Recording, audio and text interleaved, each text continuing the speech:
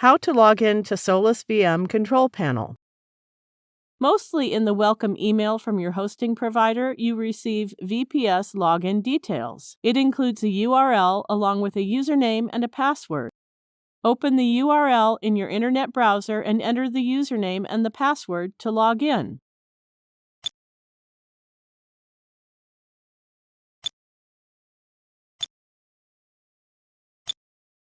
That's it. From this interface, you can manage your virtual servers.